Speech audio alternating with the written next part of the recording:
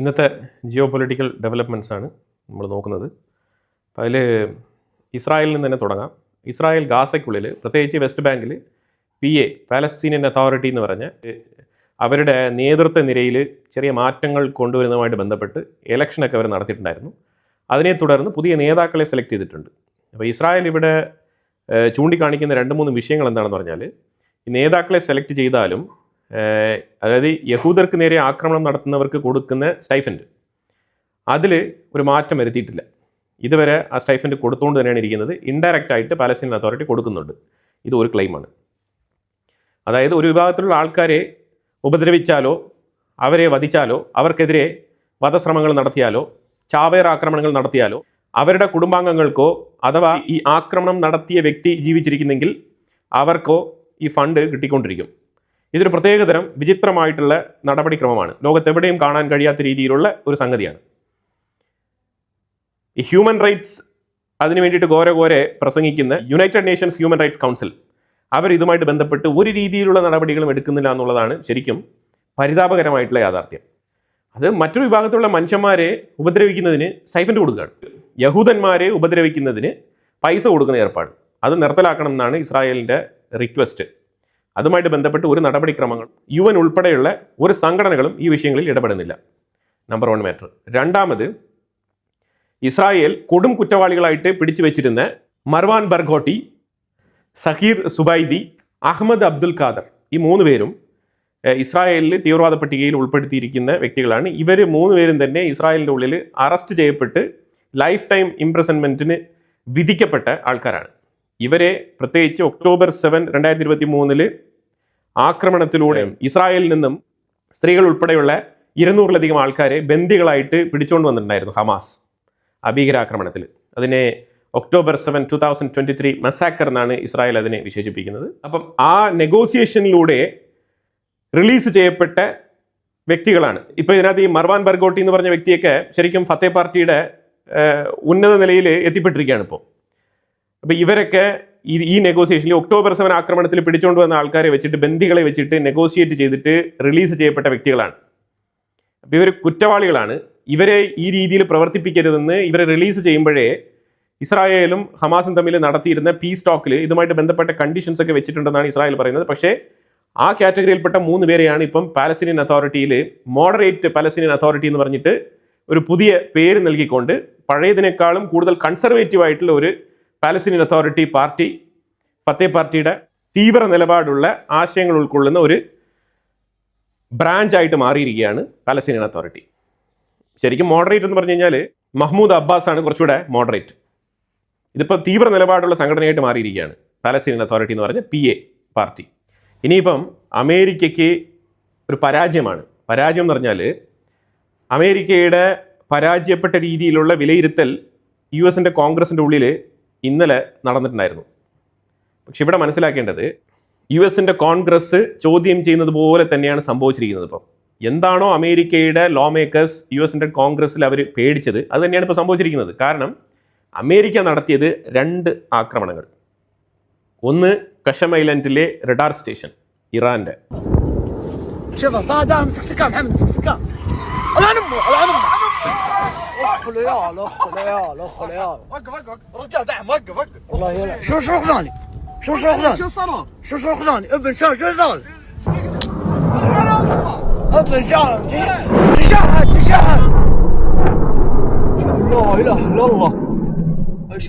രണ്ട് ബോട്സ്വാനയുടെ ഫ്ലാഗുമായിട്ട് വന്ന 2 oil tanker ഫ്ലീറ്റുകൾ.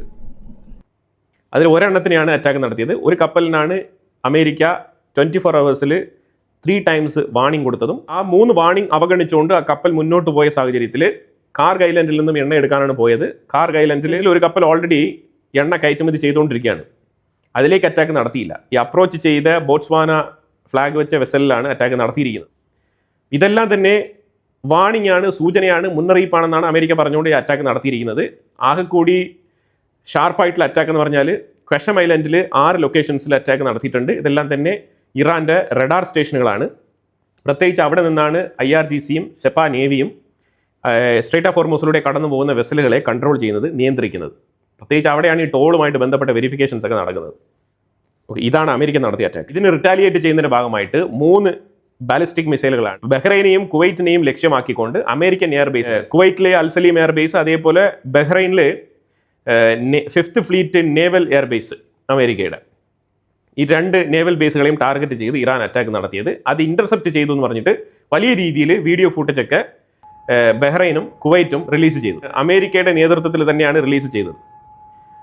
അത് രാവിലെയാണ് അത് സംഭവിക്കുന്നത്. അത് കഴിഞ്ഞിട്ട് വൈകുന്നേരം ആയപ്പോഴത്തേക്കും ഈ വീഡിയോ ഒക്കെ കണ്ട് ഇറാന് കാര്യങ്ങൾ ബോധ്യമായപ്പോഴത്തേക്കും അയച്ച മിസൈൽ എഫക്റ്റീവായിട്ട് പണിയെടുത്തില്ല. അപ്പോൾ അതുകൊണ്ട് കുറച്ചുകൂടെ എഫക്റ്റീവ് ആയിട്ടുള്ള ഒരു അറ്റാക്ക് നടത്തണമെന്ന് IRGC പ്ലാൻ ചെയ്യുന്നുണ്ട്.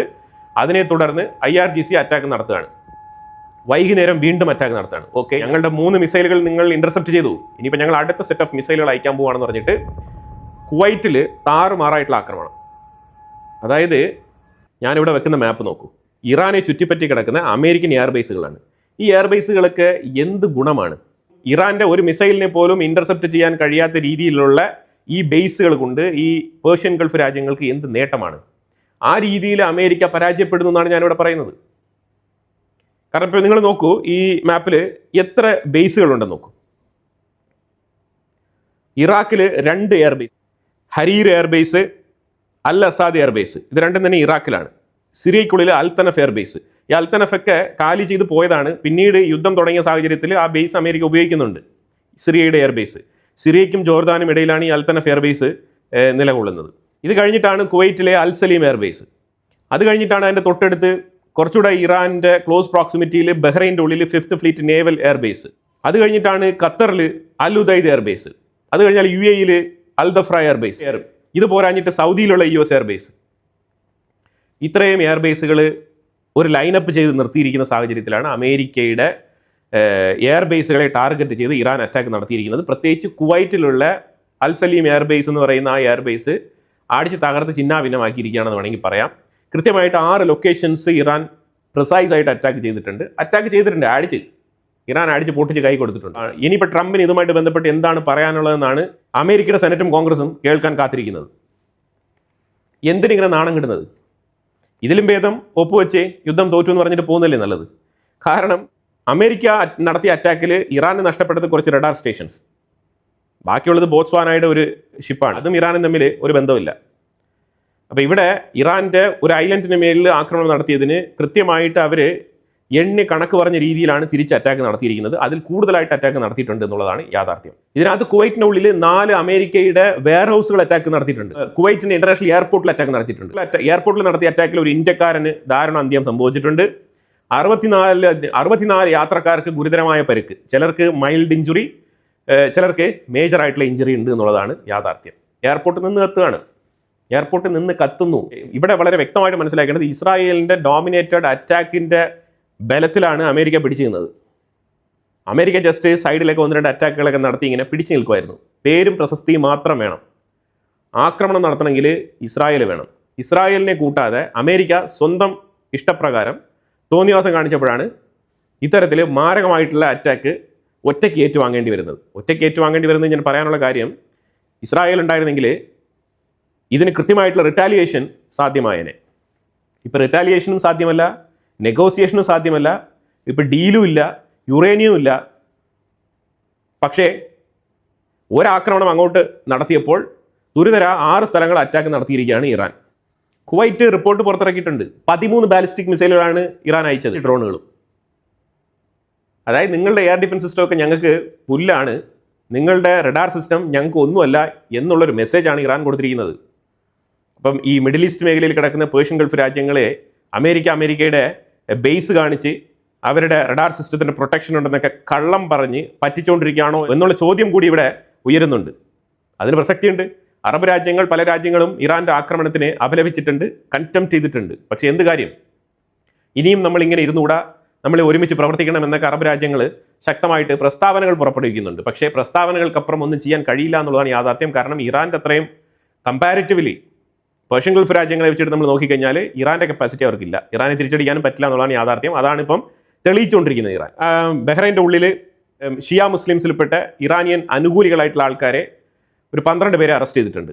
അതുപോലെ ബഹ്റൈനും കുവൈറ്റും അവരുടെ ഇറാനിയൻ പ്രതിനിധികളെ ഇവർ തിരിച്ചു വിളിച്ചിട്ടുണ്ട്. അതുപോലെ തന്നെ ഇവിടെ ചെറുതായിട്ട് ഒന്ന് രണ്ട് ഇവിടെ ലോ ലെവലിലുള്ള 2-3 ഉദ്യോഗസ്ഥരുണ്ടായിരുന്നു, അവരെയും പറഞ്ഞയച്ചിട്ടുണ്ട്. പക്ഷേ ഇതൊക്കെ എനിക്കൊരു നാടകമായിട്ടാണ് തോന്നുന്നത്. കാരണം ഈ അറബ് രാജ്യങ്ങളെല്ലാം തന്നെ ഇറാനുമായിട്ട് പലപ്പോഴായിട്ട് ഡിസ്കഷൻ നടത്തിക്കൊണ്ട് തന്നെയാണ് ഇരിക്കുന്നത്. ഈ ഇറാനാണെന്നുണ്ടെങ്കിൽ ജസ്റ്റ് ഫോൺ വിളിച്ചിട്ട് സോറി, നമുക്ക് അമേരിക്കൻ ബേസിനെ അറ്റാക്ക് നടത്തേണ്ടി വന്നു, തീർച്ചയായിട്ടും നിങ്ങളെ ഉദ്ദേശിച്ചല്ല അറ്റാക്ക് നടത്തിയത്, അതുകൊണ്ട് നിങ്ങളൊന്നും വിചാരിക്കരുത് എന്ന് വീണ്ടും വീണ്ടും ആവർത്തിച്ച് ഇതേ ഡയലോഗ് ഈ രാജ്യങ്ങളുടെ നേതാക്കളെ നോക്കി പറയാൻ ഒരു മടിയും കാണിക്കാത്ത രീതിയിലാണ് ഇറാൻ്റെ ഇടപെടലുകൾ. അങ്ങനെയാണ് അവർ ഇടപെടുന്നത്. ബട്ട് സി, അമേരിക്കയുമായിട്ട് ബന്ധപ്പെട്ട് വീണ്ടും നിങ്ങൾ ഇതേ മാതൃകയിൽ മുന്നോട്ട് പോകുകയാണെന്നുണ്ടെങ്കിൽ ഞങ്ങൾക്ക് നിങ്ങളുടെ രാജ്യത്തിനുള്ളിലേക്ക് അറ്റാക്ക് നടത്തേണ്ടി വരും എന്ന് ചിരിച്ചിട്ട് പറയുന്ന രീതിയിൽ, എന്ന് ചിരിച്ചുകൊണ്ട് സീരിയസ് ആയിട്ടുള്ള കോമഡി പറഞ്ഞിട്ട് പോകുന്ന രീതിയാണ് ഇറാൻ്റെത്. ഇപ്പം ഇനിയും അവർ അറ്റാക്ക് നടത്തും, ഇനിയും ഇവർ ഞങ്ങളുടെ സുഹൃത്തുക്കളാണ്, ഞങ്ങളുടെ സുഹൃത്ത് രാജ്യങ്ങൾക്ക് മേലിലാണ് ഞങ്ങൾ അറ്റാക്ക് നടത്തുന്നത് എന്ന് വിളിച്ച് പറഞ്ഞുകൊണ്ട് അവർ അമേരിക്കൻ ബേസിനെ, ഞങ്ങളുടെ എനിമിയുടെ ബേസുകൾ അവിടെയുണ്ട്, അതാണ് ഞങ്ങൾ ലക്ഷ്യം വെക്കുന്നതെന്ന് പറഞ്ഞിട്ട് വീണ്ടും വീണ്ടും അറ്റാക്ക് നടത്തിക്കൊണ്ടേയിരിക്കുകയാണ്.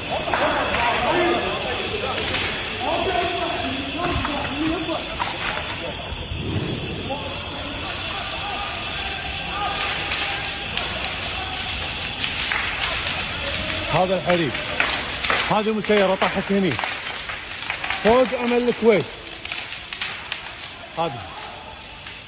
ഇനി ഗൾഫ് രാജ്യങ്ങളിലൊക്കെ ഏറ്റവും കൂടുതലുള്ളത് ഇന്ത്യക്കാരും പുറം രാജ്യങ്ങളിൽ നിന്ന് അവിടെ പോയി പണിയെടുക്കുന്ന എക്സ്പാട്രിയേറ്റ്സ് ആണ് ഏറ്റവും കൂടുതൽ ഈ ഗൾഫ് രാജ്യങ്ങളിലുള്ളത്. അവരാണ് അഫക്റ്റഡ് ആവുന്നത്. അമേരിക്ക എന്താണ് ഉദ്ദേശിക്കുന്നത് പറഞ്ഞാൽ, ഈ അറബ് രാജ്യങ്ങളെല്ലാം കൂടി ഒരുമിച്ച് അമേരിക്കയോടൊപ്പം ചേർന്ന് ഇറാനെതിരെ യുദ്ധത്തിന് പോകണം. നാറ്റോയും യൂറോപ്പും വരുന്നില്ല, അതൊരു സൈഡിൽ ട്രംപിന് പരാജയപ്പെട്ട പദ്ധതിയായിട്ട് മാറിക്കഴിഞ്ഞു. ഇപ്പം ഫ്രാൻസ് എങ്കിലും ഒരു സഹകരണത്തിന് വേണ്ടിയിട്ട് 4 കപ്പലുകളെ അയച്ചു വെച്ചിട്ടുണ്ട്. അപ്പോൾ അതുകൊണ്ട് ഇച്ചിരി സമാധാനത്തിലിരിക്കുമ്പോൾ ഈ അറബ് രാജ്യങ്ങളുടെ കൂട്ടായ്മയും ഈ അറബ് രാജ്യങ്ങളുടെ സപ്പോർട്ടും കൂടി ട്രംപ് പ്രതീക്ഷിക്കുന്നുണ്ട്. അത് ഇതുവരെ ഒരുമിച്ച് അറബ് രാജ്യങ്ങൾ ഒരുമിച്ച് നിന്നിട്ട് അമേരിക്കയ്ക്ക് ഒരു ബാക്കപ്പ് ഇതുവരെ കൊടുത്തിട്ടില്ല. ഇന്ന് ട്രംപ് ഫോക്സ് ന്യൂസിന് ഇൻ്റർവ്യൂ കൊടുക്കുകയാണ്, വലിയൊരു ഇൻ്റർവ്യൂ ആണ്. നെതന്യാഹുവും ഇൻ്റർവ്യൂ കൊടുത്തിട്ടുണ്ട്. അപ്പോൾ ട്രംപ് ഇൻ്റർവ്യൂ കൊടുത്തപ്പോൾ ട്രംപ് പറഞ്ഞു വെച്ചത്, ഇറാനുമായിട്ട് ഓൾമോസ്റ്റ് അവർ എൻറിച്ച്ഡ് യുറേനിയം കൈമാറാൻ വരെ ഒരു ഘട്ടത്തിൽ തയ്യാറായതാണ്. പിന്നീട് എന്ത് സംഭവിച്ചെന്ന് എനിക്കറിയത്തില്ല. പാകിസ്ഥാൻ്റെ മീഡിയേഷനെയും അപ്രിഷ്യേറ്റ് ചെയ്യുന്നുണ്ട്. പക്ഷേ അതേസമയം മുജ്തബ ഖൊമേനി ഒരു സുപ്രഭാതത്തിൽ എൻ്റെ അടുത്ത് സംസാരിച്ചിരുന്നു, ഞങ്ങൾ രണ്ടുപേരും ഒരുമിച്ച് ഒരു ഡിന്നർ മീറ്റിംഗ് വരെ പ്ലാൻ ചെയ്തതാണ് എന്നുള്ള തരത്തിലൊക്കെ ട്രംപ് ഇരുന്ന് പറയുകയാണ്. എനിക്ക് തോന്നുന്നു ട്രംപിന് പ്രായം കൂടിയതിൻ്റെ പ്രശ്നമാണോ, അല്ലാന്നുണ്ടെങ്കിൽ ആരെങ്കിലും ട്രംപിനെ മെമിക്രി കാണിച്ച് ഞാൻ മുജ്തബ ഖൊമേനിയാണ് സംസാരിക്കുന്നത്, നമുക്ക് സമാധാനമായിട്ട് പോകാം എന്നുള്ള രീതിയിൽ ഫോണിലൂടെ ആരെങ്കിലും ട്രംപിനെ പറ്റിച്ചതാണോ എന്ന് വരെ എനിക്കറിയത്തില്ല. അതാണ് നിലവിലെ സാഹചര്യം. ട്രംപ് ഇങ്ങനെ സംസാരിക്കുന്നുണ്ടെന്നുള്ളതാണ് യാഥാർത്ഥ്യം. ശരിക്കും നമ്മളെ അതിശയിപ്പിക്കുന്ന രീതിയിലാണ് ആ ഇൻ്റർവ്യൂവിൽ ട്രംപ് സംസാരിച്ചിരിക്കുന്നത്. പക്ഷേ ട്രംപിൻ്റെ ഇത്തരത്തിലുള്ള പ്രസ്താവനകളൊക്കെ കേൾക്കുമ്പോൾ എനിക്ക് മനസ്സിലാക്കാൻ പറ്റുന്നത് ഓൾമോസ്റ്റ് ഡൗൺ ആണ്, ഇല്ലെങ്കിൽ ഒരു ഡൗൺ പ്ലേ. അതായത് ട്രംപ് ജസ്റ്റ് ഒരു ഡീവിയേഷൻ ടാക്ടിക്സ് എടുത്തിട്ട് വീണ്ടും ഇറാന് മേളിൽ ശക്തമായിട്ടുള്ള അറ്റാക്ക് നടത്താൻ വേണ്ടിയിട്ട് പ്ലാൻ ചെയ്യുകയാണോ എന്ന് നമുക്കറിയില്ല. അൺഎക്സ്പെക്റ്റഡ് ആയിട്ടുള്ള അറ്റാക്ക് നടത്താൻ വേണ്ടിയിട്ട്. അതായത് കുവൈറ്റിൽ ഓപ്പൺ ആയിട്ട് അമേരിക്കയ്ക്കെതിരെ ഇറാൻ അറ്റാക്ക് നടത്തി കഴിഞ്ഞു. ഇനി എന്താണ് അൺഎക്സ്പെക്റ്റഡ് അറ്റാക്ക്? ഇനി ഓപ്പൺ ആയിട്ട് തന്നെ അറ്റാക്ക് നടത്താനുള്ള ഗേറ്റ് വേ അല്ലേ ഇറാൻ ഓപ്പൺ ചെയ്തിരിക്കുന്നത്. ഈ ഓപ്ഷനെങ്കിലും ട്രംപ് എടുക്കുമോ എന്നുള്ളത് നമുക്കറിയില്ല. പക്ഷേ ഇസ്രായേലെ കൂടാതെ ഒരു രീതിയിലും അമേരിക്കയ്ക്ക് ഈ യുദ്ധത്തിൽ മുന്നോട്ട് പോകാൻ കഴിയില്ല. അതുമാത്രം 100% ഉറപ്പുള്ള കാര്യമാണ്. ഇസ്രായേലിൻ്റെ അറ്റാക്കിനെ പേടിയാണ്, ഇറാനും പേടിയാണ്, ഹിസ്ബുള്ളയ്ക്കും പേടിയാണ്. നിങ്ങൾ വളരെ കൃത്യമായിട്ട് നോക്കുക. ഇതാ റഷ്യ ഉക്രൈൻ അറ്റാക്ക്. റഷ്യ എത്രയോ കാലം കൊണ്ട് പറയുന്നുണ്ട് ഓർഷനിക് മിസൈൽ എന്നൊക്കെ പറഞ്ഞുകൊണ്ട്. എന്തോ ചെറിയ രീതിയിലൊരു മിസൈലൊക്കെ 2 ആഴ്ചയ്ക്ക് മുമ്പ് റഷ്യ ഉക്രൈൻ്റെ മേളിൽ പ്രയോഗിച്ചിട്ടുണ്ടായിരുന്നു. പിന്നെ കൺവെൻഷണൽ മെത്തേഡിലുള്ള മറ്റുള്ള മിസൈലുകൾ വെച്ചിട്ടാണ്, ഷോർട്ട് റേഞ്ച് മിസൈലുകൾ വെച്ചിട്ടാണ് ഏറ്റവും കൂടുതൽ അറ്റാക്ക് ഉക്രൈൻ്റെ ഉള്ളിൽ നടത്തുന്നത്.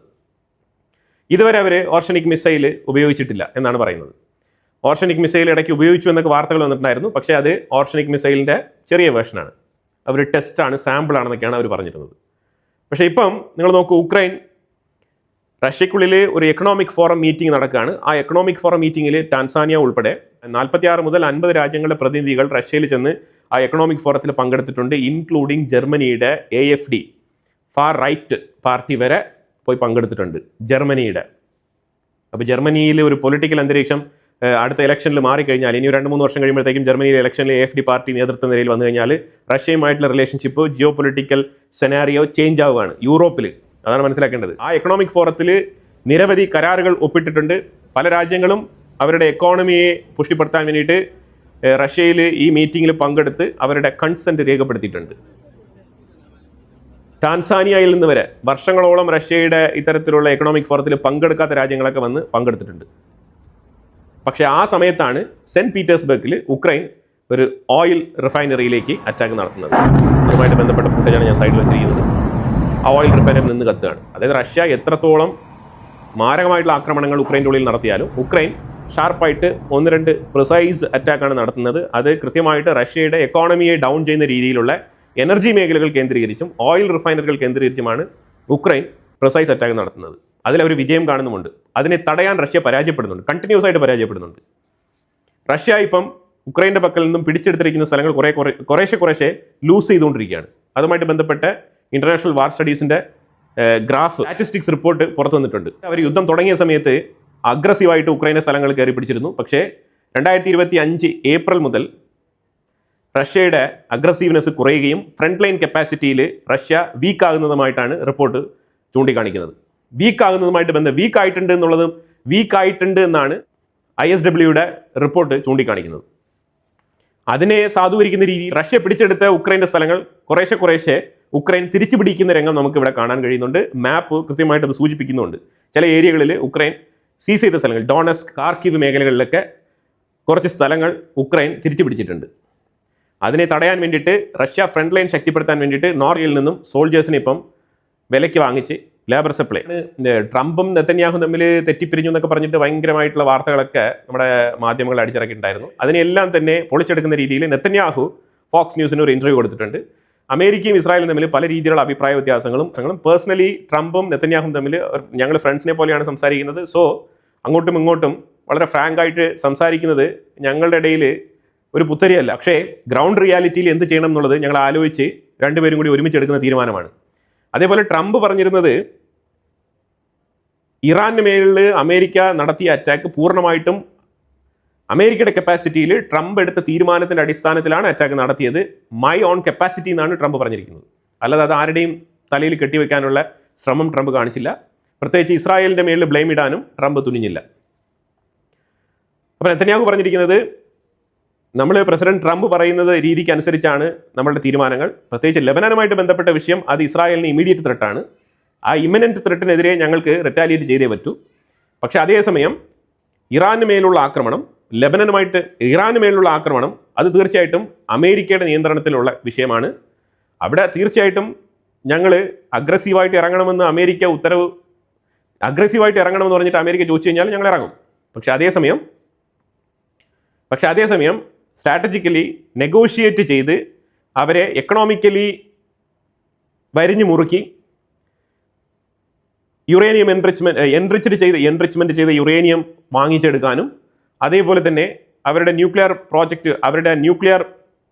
ന്യൂക്ലിയർ എൻറിച്ച്മെൻറ്റ് പ്രോജക്റ്റുകളിൽ കൃത്യമായിട്ടുള്ള നിയന്ത്രണം കൊണ്ടുവരാനും നമുക്ക് സാധിക്കുമെന്നാണ് ട്രംപ് പറഞ്ഞത്. സോ ഈ ഒരു ടൈം ലൈൻ നമ്മൾ ട്രംപിന് കൊടുത്തിരിക്കുകയാണ്.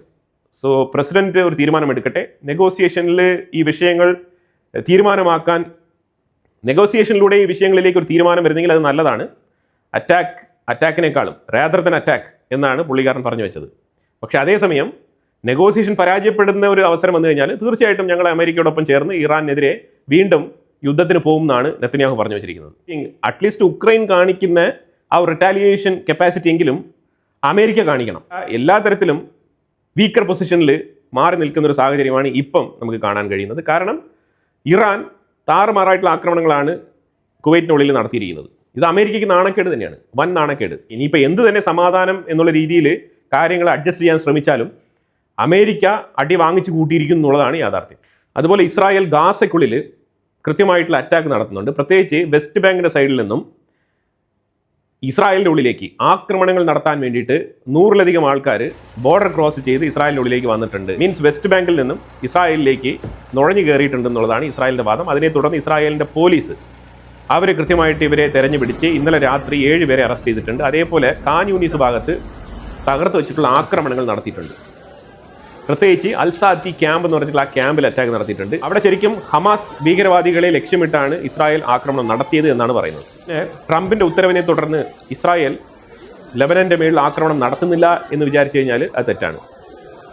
ട്രംപ് തീർച്ചയായിട്ടും ചോദിച്ചിരുന്നെങ്കിൽ ഇസ്രായേൽ അറ്റാക്ക് നടത്തില്ലായിരുന്നു. പക്ഷേ ട്രംപ് അങ്ങനെ ചോദിച്ചിട്ടില്ല. ട്രംപ് ബെയ്റൂത്തിൽ മാത്രമാണ് അറ്റാക്ക് നടത്തേണ്ടെന്ന് പറഞ്ഞത്. അതിനെ തുടർന്ന് ഇപ്പം 2 ജൂൺ അതേപോലെ 3 ജൂൺ 2 ദിവസങ്ങളും മാരകമായിട്ടുള്ള ആക്രമണമാണ് ലെബനൻ്റെ ഉള്ളിൽ നടത്തിയത്. അതുമായിട്ട് ബന്ധപ്പെട്ട ഫൂട്ടേജസ് ഞാൻ ഇവിടെ ആഡ് ചെയ്തിട്ടുണ്ട്.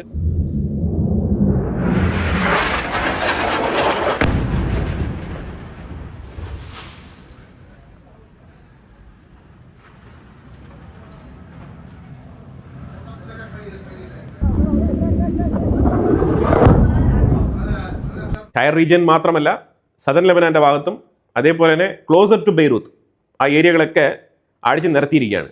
അബ്ദുൽ ഖാസിം എന്ന് പറഞ്ഞ ഒരു ഹിസ്ബുള്ള നേതാവിനെ വധിച്ചിട്ടുണ്ട് ഇസ്രായേൽ ഇന്നലെ. ടാർഗറ്റഡ് പ്രിസൈസ് അറ്റാക്കിലൂടെയാണ് ഇയാളെ വധിച്ചിരിക്കുന്നത്. ലെബനനും ഇസ്രായേലും കണ്ടിന്യൂസ് ആയിട്ട് മാരത്തോൺ ചർച്ച തുടരുകയാണ് വാഷിങ്ടണിൽ. എന്നിട്ടും ഒരു തീരുമാനമായിട്ടില്ല. ഇതിനകത്ത് ലെബനാൻ്റെ അടുത്ത് ചർച്ച നടത്തിയിട്ട് കാര്യമില്ല. കാരണം ഇവിടെ അറ്റാക്ക് നടത്തുന്നത് ഹെസ്ബുള്ളയുമായിട്ടാണ്. യുദ്ധം ഹെസ്ബുള്ളയുമായിട്ടാണ്. ഹെസ്ബുള്ളയെ നിയന്ത്രിക്കുന്ന ലീഡർഷിപ്പ് ഉള്ളത് ഇറാനിലാണ്. പിന്നെ എങ്ങനെയാണ് ലെബനനുമായിട്ട് ചർച്ച നടത്തിയിട്ട് ഹെസ്ബുള്ളയുമായിട്ടുള്ള യുദ്ധത്തിൽ ഒരു തീരുമാനമെടുക്കാൻ പറ്റുന്നത്? ശരിക്കും പറഞ്ഞാൽ ഇവിടെ ഹെസ്ബുള്ളയുടെ നിലപാട് ലെബനാൻ ഇസ്രായേലുമായിട്ട് നേരിട്ട് ചർച്ച നടത്താൻ പാടില്ല എന്നാണ്. അതിനെതിരെയാണ് ഇപ്പം ലെബനാൻ്റെ സർക്കാർ പ്രവർത്തിക്കുന്നത് എന്നും കൂടി നമ്മളിവിടെ ഓർക്കേണ്ടതുണ്ട്. ഇത് വളരെ കോംപ്ലിക്കേറ്റഡ് ആയിട്ടുള്ള ഒരു ഇഷ്യൂ ആണ്. ഇതിൻ്റെ കൺട്രോൾ ഉള്ളത് ഇറാനിലാണ്. അപ്പോൾ അവിടെ ചർച്ചകൾ നടക്കുന്നുണ്ട്. പക്ഷേ ഇറാനുമായിട്ട് നടക്കുന്ന ചർച്ചയിൽ ലെബനാൻ ഒരു വിഷയമല്ല എന്നാണ് അമേരിക്ക പറഞ്ഞിരിക്കുന്നത്. പിന്നെ എങ്ങനെയാണ് ഇവിടെ ഒരു സൊല്യൂഷൻ കൊണ്ടുവരാൻ പറ്റുന്നത്? മൊത്തത്തിൽ ഇവിടെ ആ ഫോർമുല തന്നെ ശരിയല്ല. പിന്നെ എങ്ങനെയാണ് ഇവർ ഇതിലൊരു സൊല്യൂഷൻ കൊണ്ടുവരാൻ പോകുന്നത് നമുക്കറിയില്ല. അപ്പോൾ എന്തായാലും ഇങ്ങനെയൊക്കെയാണ് കാര്യങ്ങൾ ഡെവലപ്പ് ആയിക്കൊണ്ടിരിക്കുന്നത്. IRGCയുടെ ഹിഡൻ പവർ പൊളിറ്റിക്സിനെ കുറിച്ചുള്ള ഒരു വീഡിയോ ഞാൻ ഇതിന് മുമ്പ് തന്നെ അപ്ഡേറ്റ് ചെയ്തിട്ടുണ്ട്. ഞാനത് ഓൾറെഡി ചെയ്തിടാമെന്ന് പറഞ്ഞ വീഡിയോ ആണ്. പക്ഷേ ഒരുപാട് താമസിച്ചു. എന്നാലും ഞാൻ നൈറ്റ് തന്നെ അത് പബ്ലിഷ് ചെയ്തിട്ടുണ്ട്. കാണാത്തവരുണ്ടെങ്കിൽ ഫസ്റ്റ് കമൻറ്റിൽ ലിങ്ക് ഞാൻ പിൻ ചെയ്തിട്ടുണ്ട്. അല്ലെങ്കിൽ ഇതിൻ്റെ തൊട്ട് മുമ്പുള്ള വീഡിയോ ആണ്. വീഡിയോ സീരീസ് നമ്പർ 1187 ആണ്. അപ്പോൾ എന്തായാലും നിങ്ങളുടെ അഭിപ്രായങ്ങൾ കമൻറ്റ് ബോക്സിൽ രേഖപ്പെടുത്തുക. കൂടുതൽ വാർത്തകളുമായിട്ട് അടുത്ത വീഡിയോയിൽ വരാം. Thank you so much.